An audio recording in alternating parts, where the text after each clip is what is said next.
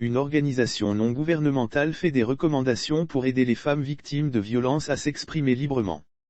Le colloque organisé par l'organisation non gouvernementale Orchidée Rouge, ce mercredi 23 mars 2022, a permis de faire des recommandations afin de permettre la libération de la parole des femmes victimes de violences sexuelles.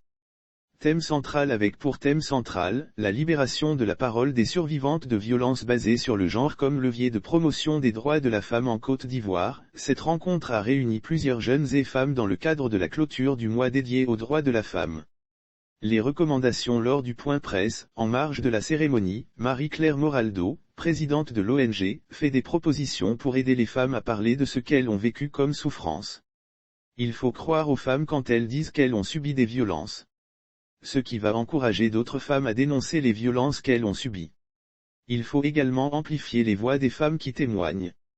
Lire aussi Gestion foncière, les chefs de terre appelés à se faire former, une femme survivante de violences qui témoigne lorsque les autres qui ont subi ces violences entendront. Elles auront la motivation de dénoncer ce qu'elles ont subi. Il faut aussi mettre en place des structures pluridisciplinaires d'accompagnement global pour pouvoir accompagner les femmes en tenant compte de tous les aspects de leur vie.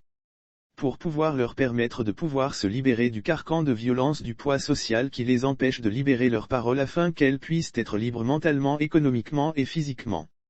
Ça c'est très important pour favoriser la libération de leur parole, a-t-elle proposé.